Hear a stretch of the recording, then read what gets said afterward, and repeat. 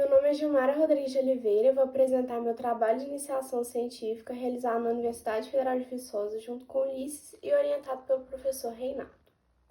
O título do trabalho é O desenvolvimento de um método de derivatização e extração para análise cromatográfica de ácido graxo em óleo de pinhão manso. O óleo de pinhão manso é um óleo de origem vegetal. É uma promissora oleaginosa que apresenta alta qualidade para a produção de biodiesel, devido à composição química que ele apresenta. Ele se desenvolve em regiões tropicais seca, por suportar longos períodos de seca, e em regiões equatoriais úmidas.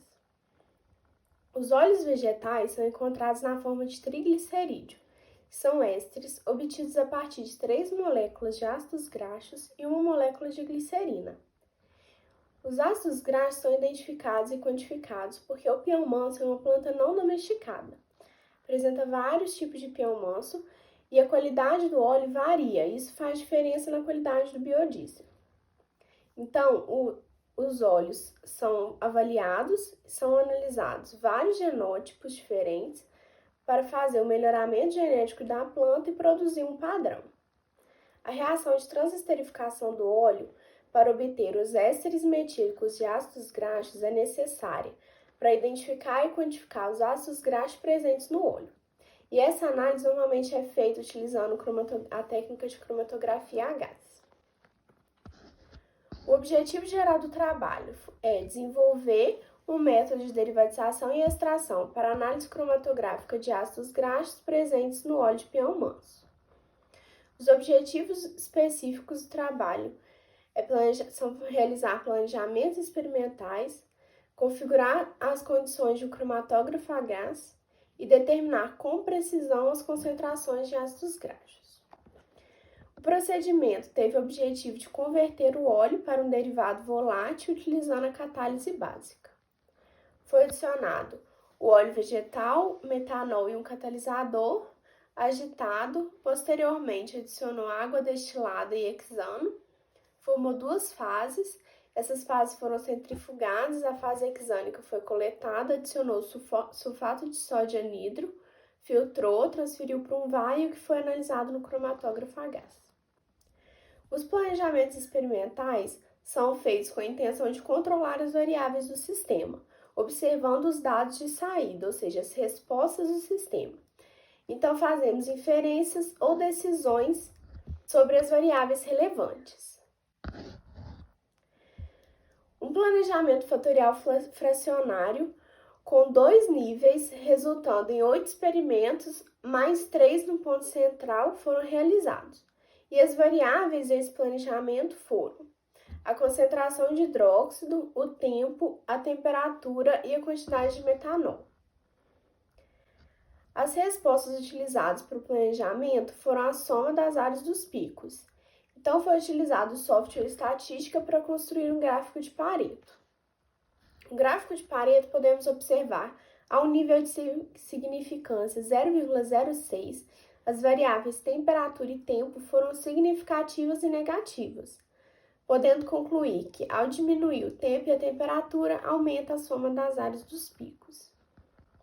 A importância desse primeiro planejamento foi identificar as variáveis mais significativas, que foram a temperatura e o tempo, e elas foram significativas e negativas. Então, foi feito um segundo planejamento. Esse segundo planejamento foi realizado utilizando apenas as variáveis temperatura e tempo e com 2 níveis.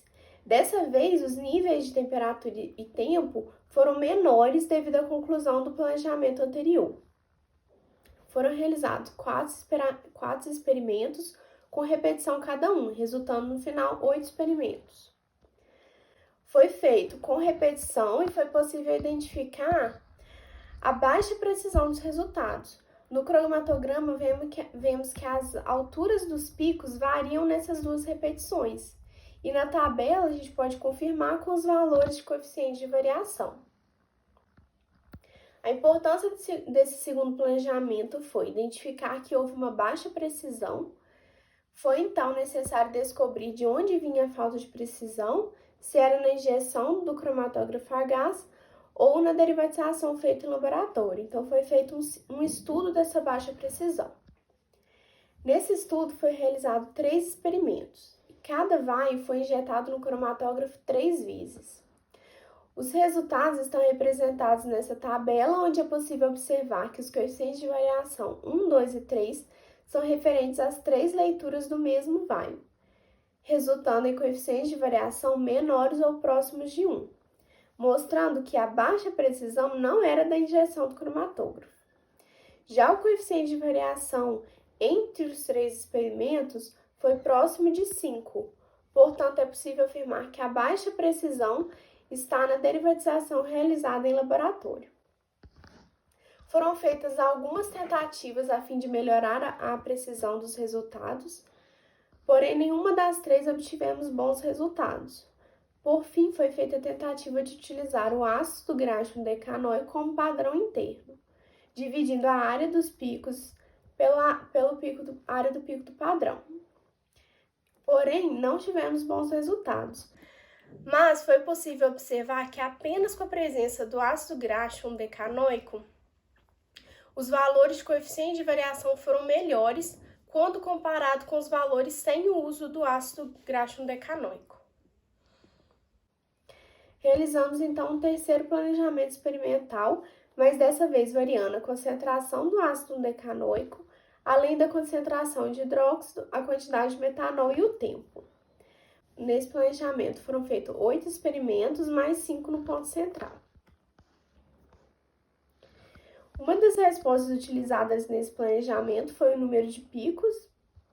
No gráfico de Pareto, ao nível de significância 0,05, é possível concluir que a concentração de hidróxido, a concentração de ácido decanoico e o tempo foram significativas e positivas, podendo concluir que quando aumenta seu nível de menor para maior, o número de picos aumenta. Já no gráfico de Pareto da resposta da soma das áreas dos picos, foi utilizado o nível de significância 0,05, onde todas as variáveis foram significativas. As variáveis concentração de ácido decanoico e quantidade de metanol apresentaram efeitos positivos dentro dos níveis estudados. Portanto, quando passamos do nível menor para o nível maior, aumenta a soma das áreas. Já na variável concentração de hidróxido e o tempo, apresentaram efeitos negativos. Portanto, quando passamos do nível menor para o nível maior, a soma das áreas dos picos diminui. A fim de obter maiores áreas e maiores números de picos possíveis, foi utilizada a análise simultânea de múltiplas respostas. Foi feito um estudo a partir da superfície de desejabilidade e os melhores níveis encontrados para cada variável foram tempo 15 minutos, a quantidade de metanol 4 ml, concentração de hidróxido 0,5 mol por litro e concentração do ácido decanoico 0,4 mol por litro. O terceiro planejamento foi importante para identificar essas condições reacionais ótimas. Então, foi feito 5 repetições nessa condição reacional ótima para validação do método. Foram feitas essas 5 repetições utilizando essas condições e os resultados encontrados de precisão foram aproximadamente 10. Para identificar os ácidos graxos presentes na amostra, foi utilizado um padrão. O cromatograma do padrão está representado em A e o cromatograma da amostra é representado em B. O pico 2 não está presente no padrão, então, com base na literatura, supomos que esse seja o palmitoleico. Para finalizar, podemos concluir que foi desenvolvido com sucesso um método de derivatização e extração para análise cromatográfica de ácidos graxos presentes no óleo de peão manso. O objetivo foi atingido utilizando planejamentos experimentais. A adição do ácido decanoico no óleo antes da derivatização contribuiu para a melhora da precisão e foi realizada a otimização das condições reacionais. Muito obrigada pela atenção.